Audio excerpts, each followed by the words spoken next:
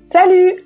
Le thym est une pâte de sésame utilisée dans de nombreuses recettes de cuisine du Moyen-Orient. On l'utilise notamment dans la recette du houmous, mais aussi pour faire des sauces, des marinades ou des vinaigrettes par exemple. On retrouve le thym dans les magasins bio et de plus en plus dans les magasins conventionnels au rayon bio. Il a plusieurs appellations telles que thym, tahini, tahiné, tahina. Sa fabrication est tellement simple et rapide qu'il revient moins cher de le faire soi-même pour très peu de contraintes, voire même aucune contrainte. Et surtout, vous pouvez en faire une petite quantité pour éviter d'avoir un stock qui traîne inutilement. Le thym est riche en nutriments, calcium, fer, magnésium, phosphore, zinc et vitamine B. Il est aussi riche en protéines végétales, en fibres et en acides gras insaturés. Bref, il a de nombreux bienfaits, en plus d'être savoureux et d'apporter de l'onctuosité dans les recettes. Alors pourquoi s'en priver ? Par contre, attention à ne pas torréfier les graines de sésame trop longtemps ou trop fort pour ne pas perdre toutes ses propriétés nutritionnelles. On torréfie maximum 5 minutes à feu moyen doux. La consistance du thym peut varier en fonction de la quantité d'huile ajoutée pendant le mixage.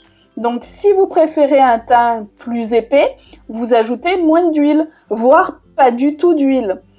Pour un thym plus crémeux, vous ajoutez un peu plus d'huile.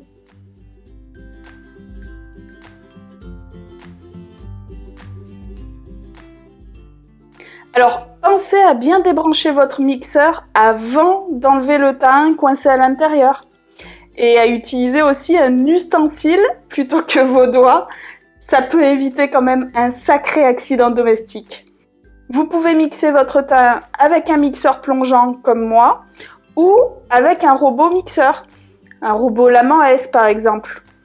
Le tout, c'est de mixer à la puissance maximale de votre appareil pour réduire les graines en pâte. Alors, dans la vidéo, j'utilise des graines de sésame blond complet toastées et aussi des graines de sésame noires. Suivant les graines utilisées, votre thym aura un goût et une couleur différentes. Certains seront plus amers que d'autres. À vous de trouver celui qui vous plaît le plus.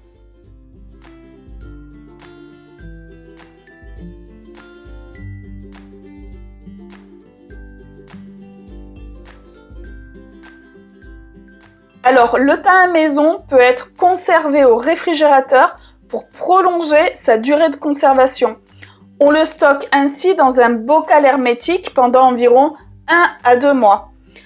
Pensez à bien mélanger le thym avant de l'utiliser car il peut se séparer légèrement lorsqu'il est stocké.